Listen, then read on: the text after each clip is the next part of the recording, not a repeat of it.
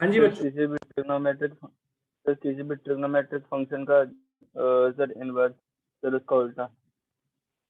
अच्छा, और कोई भाई? ट्रिग्नोमेट्री फंक्शन क्या होता है, कोई बताएगा? ट्रिग्नो बता दो, चलो इनवर्स छोड़ो। ट्रिग्नोमेट्री फंक्शन के बारे में जानते हो क्या होता है? ट्रिग्नोमेट्री कंडीशन क्या होती है भाई? आज हम चैप्टर नंबर 2 पढ़ रहे हैं, बेसिक पढ़ रहे हैं आज हम, बहुत ही मतलब बेसिक से स्टार्ट कर रहे हैं टॉपिक। तो मैं चाहूंगा कि आप लोग जो भी इसके कंसेप्ट हैं वो प्रॉपर ढंग से समझें और सीखें। और थोड़ा सा डिटेल चैप्टर लेंगे क्योंकि चैप्टर इंपॉर्टेंट है, और इम्पोर्टेंट इसलिए नहीं है कि मतलब ये ऑब्जेक्टिव नेचर है, क्योंकि ऑब्जेक्टिव सब्जेक्टिव दोनों में यूज होगा, इसलिए ये इंपॉर्टेंट है। थर्ड, आपके जो सिलेबस में है वो जो करंट सिलेबस है उस करंट सिलेबस के हिसाब से तो एक ही एक्सरसाइज है जो सिलेबस की है, पर हम सिर्फ एक एक्सरसाइज नहीं सीखेंगे, we will discuss more than one exercise. That means दोनों एक्सरसाइज कवर करेंगे, मिसलेंस भी कवर करेंगे और आगे बढ़ जाएंगे। ठीक है, चलिए इनवर्स के बारे में थोड़ा डिस्कस करते हैं, थोड़ा जानते हैं इसके बारे में। ट्रिग्नोमेट्री के बारे में सभी को मालूम है? रिप्लाई नहीं आएगा तो मजा नहीं आएगा भाई। देखो, पढ़ाने का फायदा तभी है जब टू वे कम्युनिकेशन हो। ठीक है, अगर मुझे पढ़ाना है तो ऐसे ही बता दो, मेरे पे सारी क्लास की रिकॉर्डिंग पड़ी है, भेज दूंगा मैं आप लोगों को, काम खत्म। अगर आपको रिकॉर्डिंग चाहिए ना, तो बच्चों मैं कई साल से पढ़ा रहा हूँ, उनकी रिकॉर्डिंग दे दूंगा मैं उठाकर, पिछले साल की उठा के दे दूंगा, उससे फायदा नहीं होगा। ठीक है, देखो इनवर्स क्या है, पहले तो इनवर्स वर्ड से ये तो क्लियर हो गया कि we are just discussing a concept in which we are finding the reverse of the condition. ठीक है, ये तो क्लियर हो गया कि हम इनवर्स की बात कर रहे हैं, और इनवर्स क्या है? एक तरह से रिवर्स कंडीशन है किसी भी कंडीशन की। पुराने टाइम में आप लोगों ने पढ़ा होगा कि 1 अपॉन यानी x की पावर अगर -1 होती है तो इसे इनवर्स बोलते हैं, और इसको हम रिवर्स फॉर्म यानी 1 अपॉन x भी लिखते हैं। पढ़ा है सभी ने ना? रिप्लाई चलते रहना चाहिए आप लोगों का। अब अगर मैं जनरल सेंस की बात करता हूँ तो यहाँ पर क्या होगा? -y, यानी f, मैं किसी फंक्शन में इनवर्स की बात करूं तो fx इक्वल टू y होता है। तो अगर मैं x को डिफाइन करना चाह रहा हूं, यानी x टू y मूव करा रहा था, तो उसका कुछ और रिजल्ट था। इनवर्स में क्या हुआ? यहाँ y टू x मूव कर रहा है। जैसे हम बोलते हैं कि ये जो इस पार्ट को बोलते हैं, इसे क्या बोलते हैं आप? x और y दोनों वेरिएबल है, हाँ या ना? x और y दोनों वेरिएबल है। Yes sir. अब x को क्या बोलते हो आप? किसी फंक्शन का जो x होता है वो क्या कहलाता है?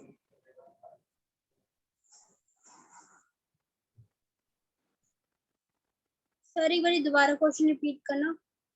fx इक्वल टू y है, ओके? तो किसी फंक्शन में x जो होता है वो उस फंक्शन की किस कंडीशन को डिफाइन करता है?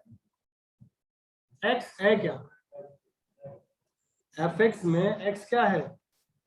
सर जो हम वैल्यू पुट करते हैं f में, जो फंक्शन जो मतलब हमारी इक्वेशन होती है, जो x में हम जो वैल्यू पुट करते हैं उसे x डिफाइन करते हैं कि x में हम ये वाली वैल्यू पुट करेंगे उस इक्वेशन में। नहीं, तो ठीक, मैं आपकी बात से एकदम एग्री हूँ और इत्तेफाक भी रखता हूँ। मैं ये जानना चाह रहा हूँ कि जो x की जो वैल्यू होती है, x होता है, x वेरिएबल है, मानते हो x वेरिएबल है? Yes sir. y भी वेरिएबल है, ये भी मानते हो? मैं कह रहा हूँ x वेरिएबल है, ठीक है, तो x को हम फंक्शन के लिए क्या बोलते हैं?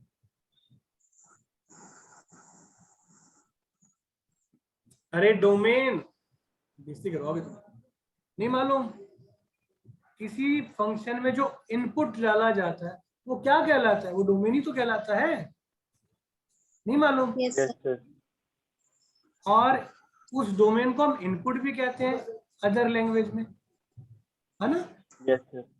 सर अब आपने इनपुट डाला तो रिजल्ट आया, रिजल्ट को आप y बोलते हो, तो ये क्या कहलाता है? आउटपुट कहलाता है। और दूसरे सेंस में अगर बात करें तो रेंज कहलाता है, हाँ या ना कहलाता है? बताओ। Yes sir. कहलाता है ना? तो फंक्शन के अंदर जो फ्रेमिंग होती है, जो चलती है, कंटिन्यूटी चलती है, वो किसके थ्रू चलती है? डोमेन और रेंज के थ्रू चलती है। अब बात आई कि सर हमें क्या सपने आ रहे हैं, क्या डालें इसके अंदर, कुछ तो पता होगा। इसीलिए बच्चों फंक्शन की मैपिंग दी जाती है, a to b बोला जाता था, और आप fx इक्वल टू वाई कुछ ऐसे लेकर चलते थे। जो इनपुट होता था वो यहां से होता था और आउटपुट होता था वो यहां से होता था। कहने का सेंस है, अगर मैं एग्जाम्पल पे बात करूं, बेटा फिर से बताऊं, मैं सिर्फ सिलेबस के हिसाब से नहीं करवा रहा हूं, मैं सिलेबस से थोड़ा बाहर जाकर करवा रहा हूं, क्योंकि मुझे डिटेल फॉर्म में पढ़ाना है। रीजन ये है कि कई सारे टॉपिक्स आपके ऐड होने वाले हैं, इससे रिलेटेड है। ठीक है, तो अब Yes, sir. अब बात कर रहे हैं सर ये ए और बी का जो सेंस है समझाओ। तो बच्चों ए और बी दोनों होते हैं प्री डिफाइंड। क्या नेचर होता है इनका? Pre defined. क्या होते हैं? Pre defined. Sir pre defined का सेंस का मतलब क्या है? प्री डिफाइंड होता क्या है? तो प्री डिफाइंड का मतलब होता है बच्चों जो पहले से ही फिक्स हो। कह रहे सर फिक्स हो गया तो वेरिएबल किस बात का? मतलब वो नंबर ही आना चाहिए ना, फिर वेरिएबल किस बात का? नहीं बच्चों, अब जैसे मैं बात कर रहा हूँ फिक्स का नेचर। अब मैंने कहा कि जी मेरी मैथ की क्लास हो रही है, ठीक है, ये जो फंक्शन आप लिख रहे हो ये मैथमेटिक्स का फंक्शन है, कोई मैथमेटिक्स क्लास का फंक्शन है। कृष्ण सर की क्लास है, के एक्स लिख दिया मैंने, ठीक है, कृष्ण और एक्स यानी नंबर ऑफ एलिमेंट्स जो भी है। ओके, अब मैथ की क्लास है तो ये जो बच्चे होंगे तो मैपिंग होगी, इस मैपिंग में जो यहाँ इनपुट होगा और जो यहाँ आउटपुट होगा उसका कैसे रिलेशन होगा। तो जो इनपुट होगा ना, अब मेरे पास मान लो मेरी जो क्लास चल रही है उस क्लास के अंदर मेरे पास कौन आएगा? हिस्ट्री का बच्चा या केमिस्ट्री वाला, फिजिक्स, हाँ बेड़ा गर्क हो जाएगा उनका। मेरे पास वही बच्चा मतलब आएगा जो मैथ पढ़ना होगा, जिसे मैथ पढ़ना होगा। तो इनपुट डिसाइड हो गया ना भाई, मैथ के स्टूडेंट आ गए, अब इसी में बैठ के इंग्लिश वाला स्टूडेंट आ जाए, आर्ट्स वाला, ओहो बस ऐसी बाउंस होगा, मतलब ऊपर सब कुछ चला जाएगा। क्या पढ़ा दिया सर, वो सबको समझ में आ गया, पता चले कि कुछ भी समझ में नहीं आया। तो it is very very clear condition कि आपके जो इनपुट होंगे ना that is decide, they already decided. मतलब मैथ के स्टूडेंट होंगे, जैसे मैंने अमन की बात कर ली, ठीक है, आशना की बात कर ली, ठीक, साक्षी की बात कर ली, जैदी साहब जी की बात कर ली हमने, ठीक है, हिमांशी की बात कर ली और जतिन है उनकी बात कर ली। तो ये क्या हो गए? इनपुट्स हो गए हमारे। तो ये सारे बच्चे क्या है हमारे, और भी बच्चे हो सकते हैं, मतलब ये जो है वो फिक्स है कि मैथ के ही पढ़ने वाले बच्चे हैं, ये कोई और सब्जेक्ट नहीं पढ़ रहे, मेरी क्लास में वही इंटर करेंगे। अब बात आती है चाहिए क्या क्लास, तो भाई कोई टॉपर बनने वाला है, कोई गुड स्कोरर होगा, कोई एवरेज स्कोरर भी होगा, और फेल, पास फेल दोनों लिख देता हूं, अच्छाई बुराई साथ रहनी चाहिए ना। अब मैक्सिमम क्या हो सकता है, यानी ये जो कंडीशन है वो क्या क्या हो सकती है? टॉपर हो सकता है, गुड मार्क्स आ सकते हैं, एवरेज आ सकते हैं, पास हो सकता है और फेल हो सकता है, ये सारी पॉसिबिलिटीज है। अब it is depend on you, it is depend on you कि आप में से बच्चे मेरे से क्लास लेकर किस पार्ट को क्रैक करते हैं, ठीक है, किस पार्ट पर क्रैक करते हैं। अब ये है अमन है, आशना है, साक्षी है, जैदी साहब है हमारे, और ये हिमांशी, और ये सब ने क्या किया? बहुत अच्छा पढ़ाई करी भाई, ये लो, ठीक है, टॉपर बन गए, सारे टॉपर बन गए। यही चाहते हो ना कि अच्छे, मतलब अच्छा काउंसलर मिले, दिमाग में तो ये होता है कि जरूरी थोड़ी ना कि मैं मतलब टॉपर बनना। मैं देखो याद रखना, मैं एक चीज बताता हूँ आप लोगों को कि आपके रिजल्ट में मेरा ना कोई पार्ट नहीं होता, मेरा रियल में कोई पार्ट नहीं है। आई एम अ काउंसलर, मैं आपको सिर्फ डेडिकेट कर सकता हूं, एक सही राह दिखा सकता हूं, बट चलना आपने। रिजल्ट अच्छा आएगा तो भी आपकी वजह से, और खराब आएगा तो भी आपकी वजह से, इसमें मेरा कोई रोल नहीं है। मेरा रोल सिर्फ इतना है कि मैं एक सही गाइड रहूं आपको और सही तरीके से समझाऊं, ये मेरा रोल है। और मैं फिलहाल ये काम तो अच्छा करता हूँ, इसलिए इतने सालों से अच्छे रिजल्ट आते हैं, वो अलग बात है। खैर आप लोग भी अच्छे ही वो करोगे, एक्सपेक्टेशन यही रहेगी मेरी। तो कहने का सेंस ये है कि इनपुट ये था, उसने क्लास ली और क्लास लेके आउटपुट ही लिया। तो अब समझ में आया, ये सारी कंडीशन देखो, ध्यान देना, ये जो सारी कंडीशन है ये क्या कहलाती है, डोमेन कहलाती है, हाँ या ना।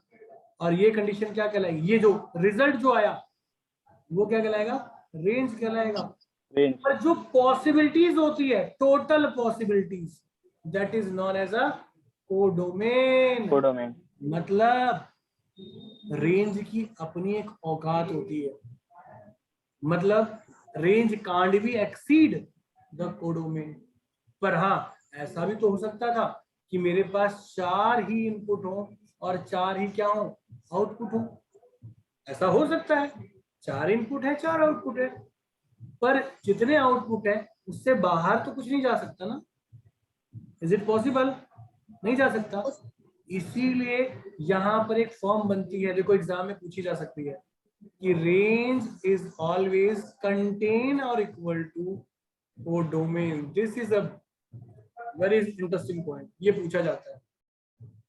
अब बात आई, सर पढ़ा इनवर्स रहे हो और दे दिया फंक्शन, क्या मतलब है?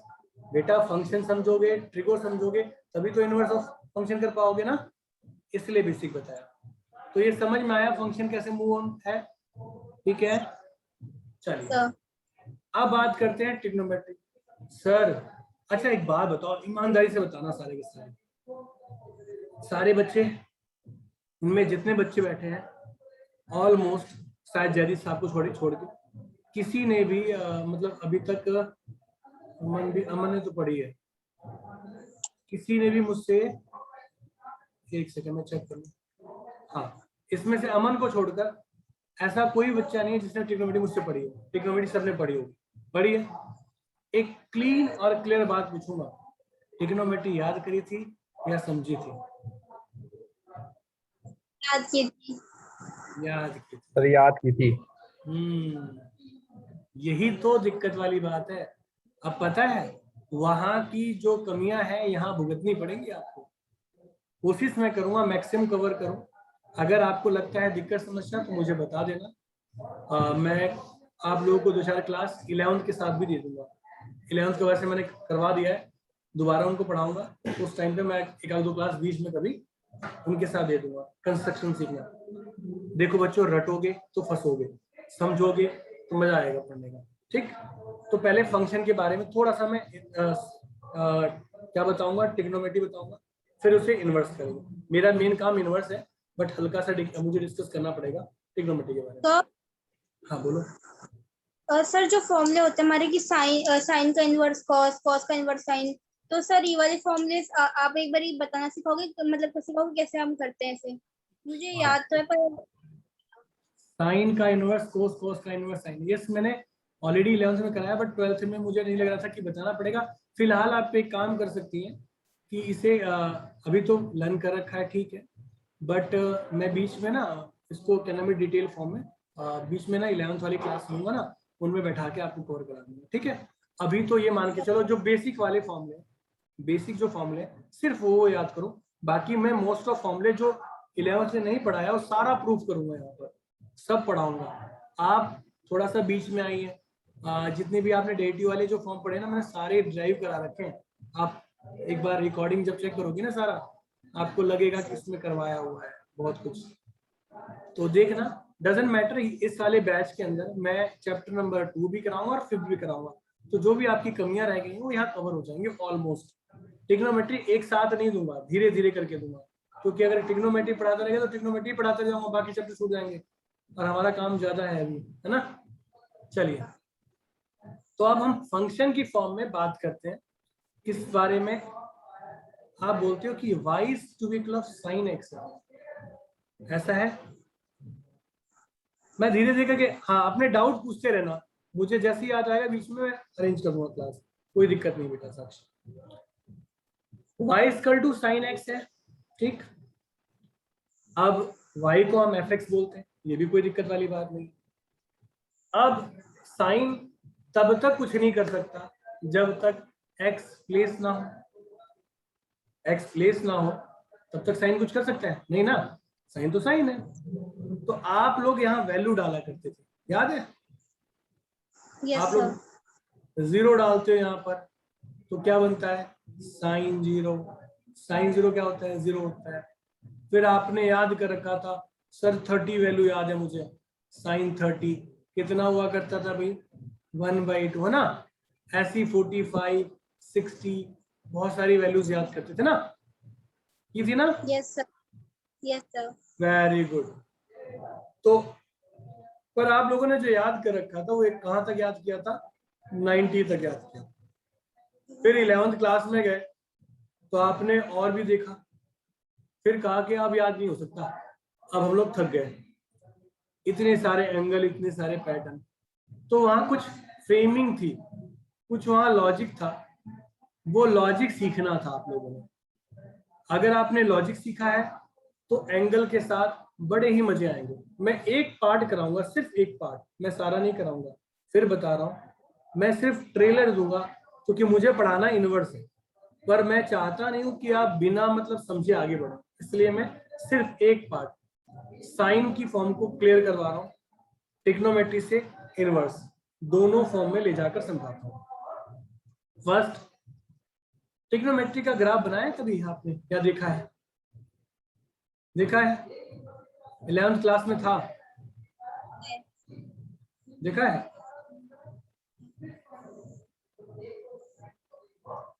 ठीक। अब बात आती है सर ये क्या है, मतलब समझ में नहीं है बात। अच्छा, इसे y बोलते हो, इसे y डैश बोलते हो, है ना, इसे x बोलते हो, इसे x डैश बोलते हो। अब मुझे बताओ कि अगर मैं, ध्यान देना, अगर मैं साइन 0 लूं, भाई यहाँ लिख देता हूँ y equal to sine x, और आपकी सहूलियत के हिसाब से मैं इसको fx equal to sine x भी लिख देता हूँ। ठीक। अब हम बात करते हैं कि अगर साइन 0 से लेकर 90 तक देखो तो आपको लगता नहीं है कि वैल्यू ऐसे बढ़ रही थी, यहां से लेकर ऐसे मूवमेंट होती है ना भाई, 0 1/2 1/√2 √3/2 और फाइनली 1 आ जाता है। ओके। अब आपने नोटिस किया होगा सेकंड क्वाड्रेंट, जब आप ऐसे करते थे यहां तक तो बढ़ता था, फिर यहां से घटना शुरू होता था, पाई तक घटता था, फिर और घट जाता था, फिर बढ़ता था।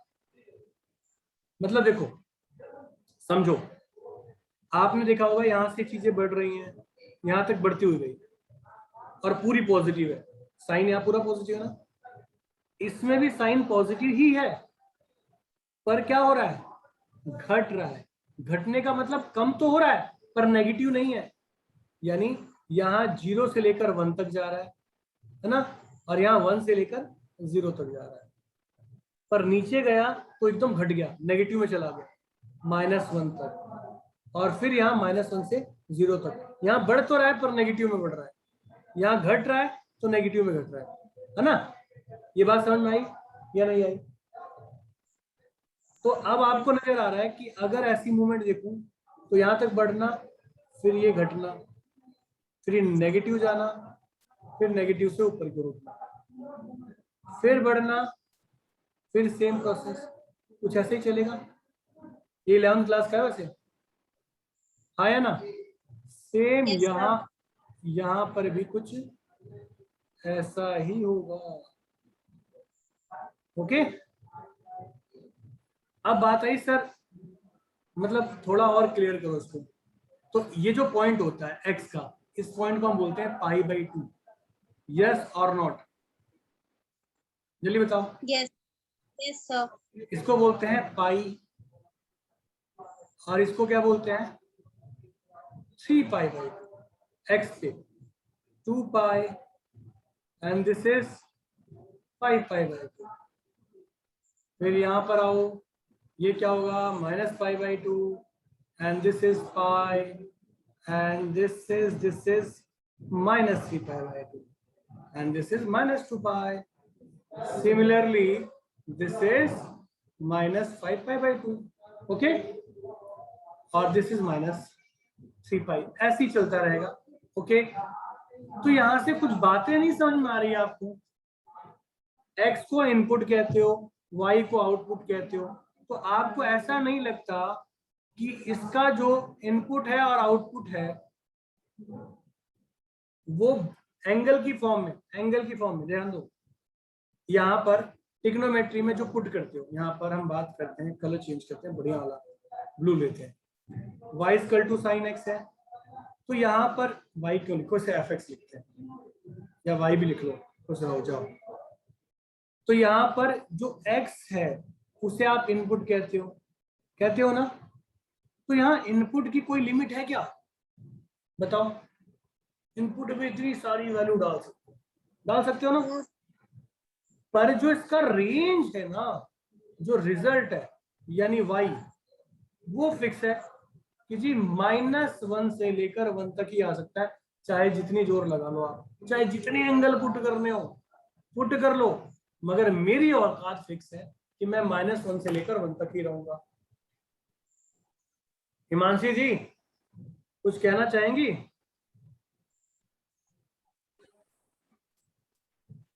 कह रहे सर जो पढ़ा लो मान जाएंगे हम, तो हमें क्या दिक्कत है, हाँ, और क्या टेंशन लेना, आप पढ़ा रहे हो मतलब। Yes sir. चलिए, जतिन चुपचाप है, कह रहा कोई कहानी तो चली रही होगी, हाँ। तो देखो, अब बात समझने वाली बात है। अब अगर मैं कहूं कि जो इसके इनपुट होते हैं वो बहुत ज्यादा होते हैं, है ना, तो उन्हें कैसे हम डिफाइन करें? तो उसे 2 टाइप में डिफाइन करते थे। एक को बोलते थे प्रिंसिपल, याद है 11th क्लास में? ऐसी गलती करी नहीं, प्रिंसिपल ब्रांच। और दूसरे को बोलते थे जनरल ब्रांच, है ना। पर Yes. बात ऐसी है, वो तो हमने रट लिए थे, है ना, वो हमने रट लिए थे। x = जब 90 तक था तो ठीक था, उसके जब बड़ा होता था तो फिर वो कुछ था n कुछ लगा रखा था सर, मतलब कुछ ऐसा ही था, है ना। वो Yes. साइन x ना जब 0 हुआ करता था सर, वो ना x की वैल्यू n कुछ था, हाँ कुछ ऐसे, मतलब ऐसे ही कुछ था ना। हाँ, तो यहाँ प्रिंसिपल क्या होता है, 0 हो जाता था, n मतलब कुछ ऐसा लगा दिया सर, मतलब ऐसे कुछ था। अब देखो समझो, प्रिंसिपल का मतलब होता है मेन ब्रांच, और मेन ब्रांच क्या होती है, जो फर्स्ट राउंड यानी फर्स्ट राउंड के अंदर ही डिफाइन होती है। तो अब समझो, यहाँ पर मैं यहाँ प्रिंसिपल ब्रांच लिख रहा हूँ, प्रिंसिपल ब्रांच, स्पेलिंग ठीक है ना, या AL है, LE है, AL है, जो भी है, प्रिंसिपल ब्रांच। सर PRINPLE है, PLE ना, प्रिंसिपल ब्रांच। अच्छा, हम स्कूल वाले हैं ना, थोड़ा सा प्रिंसिपल याद रहता है, टेंशन उन्हीं की रहती थी, है। तो प्रिंसिपल ब्रांच, अब प्रिंसिपल ब्रांच समझो बच्चों, प्रिंसिपल ब्रांच होती है मेन ब्रांच, यानी जो कुछ होगा इन्हीं के अंदर। अब कह रहे 10 राउंड लगा के आप पहली क्लास में आओगे तो रिजल्ट तो वही रहेगा, वो बदलेगा थोड़ी ना। अब 10 राउंड लगा के पहली क्लास में वापस आ रहे हो तो रिजल्ट थोड़ी बदलेगा। तो यहाँ से यहाँ तक देखो, ध्यान से रेड कलर से शो करेंगे, ये पार्ट यहाँ से लेकर यहाँ तक, मतलब यहाँ से लेकर यहाँ तक, ये क्या कहलाता था, प्रिंसिपल ब्रांच कहलाता, यानी -π/2 से लेकर π/2। प्रिंसिपल डोमेन बोल सकते हो, डोमेन ब्रांच। रेंज तो फिक्स ही है, उसकी औकात ही नहीं बढ़ सकती, ना कम ना ज्यादा, तो यहाँ फिक्स हो गया ब्रांच। इसके आगे वाली कंडीशन भी क्या देती है, सेम ही रिजल्ट देती है, पर शो करने की जरूरत क्या है भाई, 10 राउंड मार के फर्स्ट में आ रहे तो, इसलिए उसको हम क्या बोल देते हैं, क्या बोलते हैं, जनरल ब्रांच बोलते हैं। क्या बोलते हैं, जनरल ब्रांच। क्या बोलते हैं बेटा, जनरल ब्रांच। अब जनरल ब्रांच का सेंस समझो। अब आप कहते हो सर n था, अब थोड़ा सा बता ही दो, जब इतना पढ़ा रहे हो तो क्या मतलब छिपाना पाना, सच में थोड़ा समझा दो सारी बातें। अच्छा देखो, कमाल की बात देखो, पता तो खैर होगा, साइन 0 0 हो गया। अब देखो पाई कितना हो गया, 0 हो गया ना, 2π भी क्या है, 0 है। 3 पाई भी क्या है, 0 है। 4 पाई भी क्या होगा, 0 होगा। 5 पाई भी क्या होगा, 0 होगा। माइनस पाई भी क्या होगा, 0 होगा। तो आपको समझ में नहीं आई बात कि ये 0 दे रहा है, तो x की वैल्यू अगर n पाई लिख रहे हैं, n क्या होना चाहिए, इंटीजर जीरो। होना चाहिए। इंटी 0 पे तो 0 आ ही रहा है ना, क्या होना चाहिए, इंटीजर होना चाहिए, फ्रैक्शन में ना हो, इंटीजर हो। तो अगर n इंटीजर हो गया और आप कुछ भी यहां डालोगे, रिजल्ट क्या मिलेगा बच्चा, 0 ही तो मिलेगा। इसीलिए वो आपको धोखा दे रहा था, वो कह रहा था कि x की वैल्यू n पाई है। n पाई क्यों है, क्योंकि हर एक पाई पे वैल्यू तो 0 होती है और हमें चाहिए भी 0। प्रिंसिपल ब्रांच यानी 0 0 है तो 0 0 ही हो गया, तो वहां प्रिंसिपल के लिए 0 था। आई बात समझ में या नहीं आई? सर आगे। आई। तो प्रिंसिपल ब्रांच और जनरल ब्रांच के बारे में बात कर रहे थे। अब हमने बात करी डोमेन रेंज की। हमारा गेम सारा डोमेन रेंज का है, ध्यान रखना। इनवर्स के अंदर डोमेन रेंज की बात करूंगा और ब्रांच की भी बात होगी। तो एक बात समझ में आ गई कि ये तो जी ठीक है, आपने बता दिया। अदर के लिए फिर मैंने एक फॉर्मूला और भी बताया, जनरल के लिए एक और फॉर्मूला था, वो था n पाई प्लस -1 की पावर n वाई। अब मैं सोच रहा हूँ इसको ज्यादा डिटेल में ना ले जाऊं, मतलब टाइम ज्यादा खराब होगा, अननेसेसरी लगेगा। आप लोग अगर 11th क्लास में पॉसिबल हो तो पढ़ लेना या वीडियो रिकॉर्डिंग देख लेना, ठीक है। अभी जो क्लास लूंगा, अभी नया सेशन और स्टार्ट होगा, एक बैच और बनेगा, उसके अंदर 11th वाले में दोबारा पढ़ाऊंगा, तो उस टाइम पे आप लोग पढ़ लेना एक बार, ठीक है। उनके साथ भी पढ़ लेना, सीख लेना, तो ज्यादा डिटेल में ले जाना ठीक नहीं लग रहा मुझे।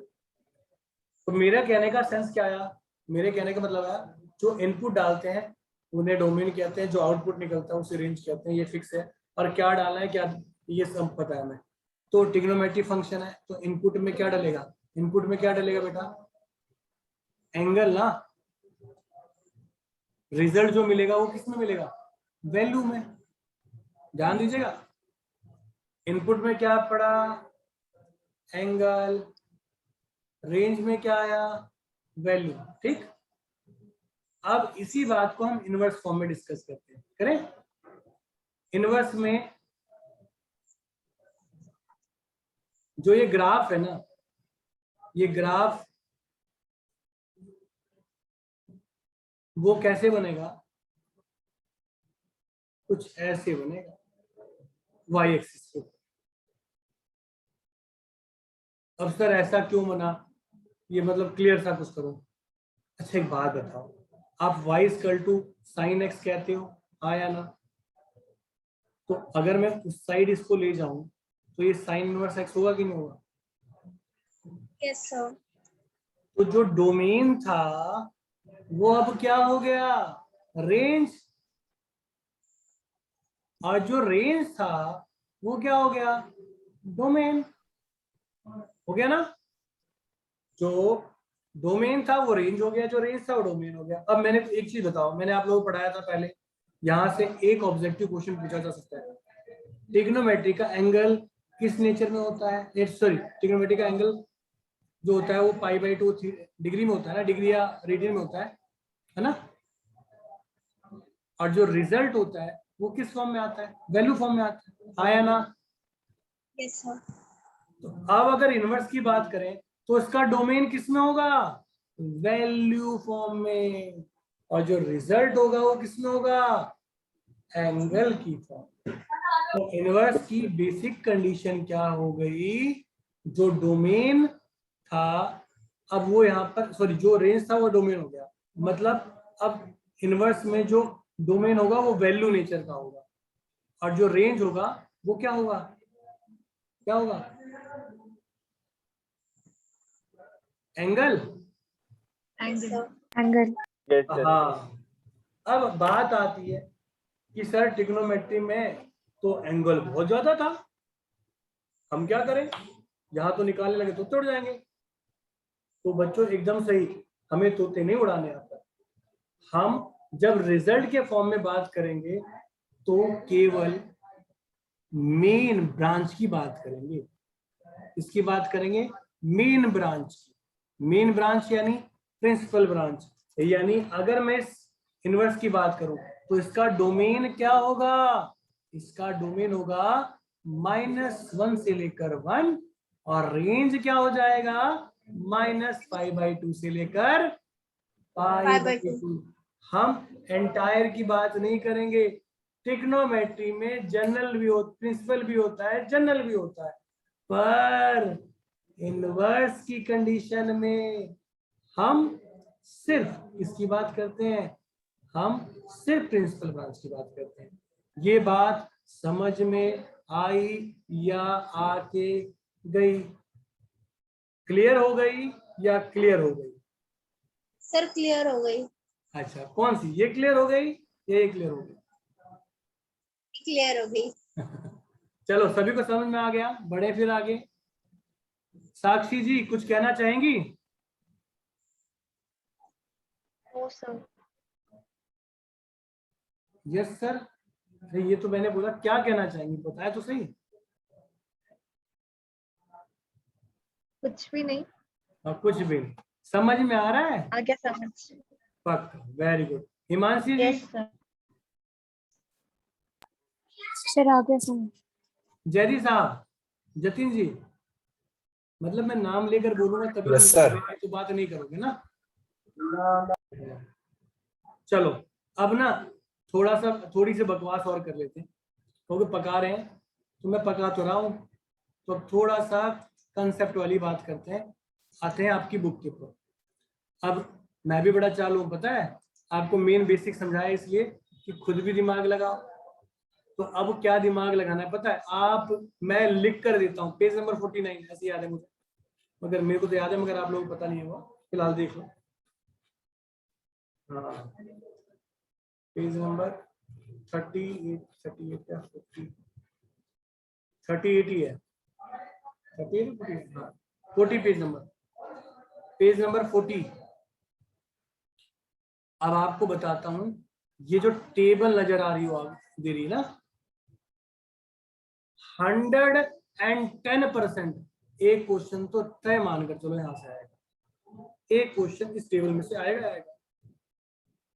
वो क्या पूछेगा कि भैया इसका डोमेन रेंज बता दो, और वो साइन नहीं पूछेगा, कॉस नहीं पूछेगा, यार रट के बैठे होंगे बच्चे, तो वो सेक कोसेक खासकर पूछता है, कहते हैं अब याद करो। तो इसमें एक लॉजिक है, तो सारे के सारे मैं समझाना थोड़ा सा उचित नहीं समझ रहा हूँ, क्योंकि कुछ मेहनत आप लोग भी करके आए। तो एक काम करते हैं, मैं थोड़ा थोड़ा समझा देता हूँ, खुद ट्राई करके आना, नेक्स्ट में अगर दिक्कत लगी तो मैं सारी बता दूंगा, वरना फिर कंटिन्यू कर लेंगे, ठीक है। अब साइन और कॉस लगभग एक नेचर के हैं, देखो ध्यान से, ये दोनों सेम है, दोनों का रेंज में फर्क आता है 0 से पाई। अब उसके पीछे भी ग्राफ है, अब वो तुम पढ़ के नहीं आया 11th क्लास में, आ गए और 12th क्लास में कहा कि सर आप ही के हवाले हैं अब, है। चलो यहाँ देखो, 0, जब कॉस में 0 डालते थे आप तो क्या आता था, 1 आता है ना, और π/2 पे कितना होता है, 0 होता है। तो ग्राफ वैसा ही है। और यहाँ पर अगर हम बात करें इसकी, तो यहाँ पर क्या आएगा, पाई हो जाएगा, होगा, ये क्या होगा 3π/2, ये क्या होगा 2π। तो आप नोटिस कर रहे हो कि पाई, अब आपने एक जनरल टर्म पढ़ी होगी nπ/2, याद है, कॉस जब 0 हुआ करता था जनरल टर्म nπ/2 हुआ करता था, क्यों होता था, π/2, 3π/2, 5π/2, 9π/2, 11π/2 माइनस π/2 माइनस 3π/2 माइनस 5π/2, किसी भी π/2 पे क्या होता है, cos 0 होता है, इसलिए nπ/2 हुआ करता था। और n क्या होता था, इंटीजर, ठीक। अब यहां से हम बात क्या कर रहे हैं, हम बात करें सर, हमें फालतू बकवास नहीं सुननी, हमें मेन मुद्दे वाली बात बताओ। तो मेन मुद्दा देखो, यहाँ तो 1 हो गया, पर इस वाले एंगल पर, इस वाले पर ये -1 हो रहा है ना। अरे इसके ठीक सामने आओ। यस। हाँ, तो ये 1 और -1, ये तो आप कह रहे हो जी इनवर्स के कॉस वाले फॉर्म की डोमेन है, तो रेंज भी इसी से मिलेगी ना। तो रेंज क्या होगी, 0 से लेकर पाई तक तो हुई, 0 पर Yes. 1 आ रहा है, cos 0 कितना होता है 1, और cos पाई कितना हो गया -1, है ना। अरे फाइव cos- बोलने वाली। अब एक और चीज यहाँ भी एक लॉजिक वाली पता है, cos ना ओड पाई पर नेगेटिव होता है और इवन पाई पे पॉजिटिव होता है, यानी cos 0, cos 2 पाई, cos 4 पाई, cos 6 पाई, cos -2 पाई, cos -4 पाई पर रिजल्ट 1 आएगा, पर cos पाई, 3 पाई, 5 पाई पर -1 आएगा। बात समझ में आई कुछ? ये सब 11th की बातें हैं, फिलहाल बकवास कर रहे हो सर आप, चलो आगे बढ़ो। ओके आगे बढ़ते हैं। अगर आपको लगे कि हाँ आपको सीखना है तो कोई दिक्कत वाली बात नहीं है, आप मुझे रिमाइंड कराते रहिएगा। 11th बैच जब चलेगा वहां बैठकर ट्रिग्नोमेट्री सीख लेना, क्योंकि भाई काम तो बहुत आनी है। ये 12th की बात नहीं कर रहा हूँ, 12th के बाद भी तो तोड़ेंगे आप लोगों की, ये ध्यान रखना। खैर तो हम बात कुछ कर रहे थे, तो यहाँ भी समझ में आ गया होगा। सेकंड वाला पार्ट क्लियर हुआ या नहीं हुआ, ये डोमेन क्यों है, रेंज क्या है। ओके अब tan और cot देखते हैं पहले। तो tan भैया आपको फुल फ्रीडम देता है, क्योंकि tan का ग्राफ कुछ ऐसे होता है, ऐसे होता है, यानी इन्फिनिटी पे वो मीट नहीं करता, चलता रहता है। अरे ये देखो ना, इसी के अंदर बुक के अंदर पढ़ा है, ये देख लेना, ये सब देख लेना, बुक है ना आपके पास, एक बार देख लेना, समझ लेना, समझ में आता है तो ठीक है, नहीं आता तो कोई बात नहीं, मैं करवा दूंगा। ओके ये देख लेना, ये ग्राफ्स हैं आपके पास, ठीक। क्या याद करने पड़ते हैं कि ये ऐसे दिखता है, ऐसे दिखता है। याद नहीं करना पड़ता, समझना पड़ता है। इनपुट डालकर सारा गेम पता है क्या, वैल्यू डालकर रिजल्ट निकालना आना चाहिए, उतना तो आता ही है, आपने पढ़ा है ना। fx = x² दिया है +1, तो आप 1 डालते हो तो क्या मिलता है, 11 डाल दिया, 1 डाल दिया तो 2 मिलता है ना। बस इतना ही याद करना पड़ता है और कुछ नहीं, ऐसे ही डाल के ग्राफ बनता है। फिलहाल तो रिकॉल करो, याद मैंने कुछ भी नहीं कराया अब तक, जितना भी मैंने पढ़ाया, चाहे 11th को पढ़ाया चाहे 12th को पढ़ाया, कभी याद नहीं करवाया। अब अलग बात है आपने अभी शायद नहीं किसी का पढ़ रखा है तो इसलिए थोड़ी दिक्कत लग रही है। फिलहाल रिकॉल कर लीजिए, आगे दोबारा से मैं पढ़ा दूंगा, चीजों को समझो। अब tan और cot में मीट नहीं करता, इसलिए रियल होता है। और ध्यान दो, देखो tan वाले में साइन का नेचर और cot वाले में किसका नेचर, cos का नेचर। वहां क्लोज इंटरवल है, यहाँ ओपन इंटरवल है। क्यों है, टाइम नहीं हमारे पास, अभी मीटिंग ओवर हो जाएगी, एक बार रीज्वाइन कर लेना सारे के सारे।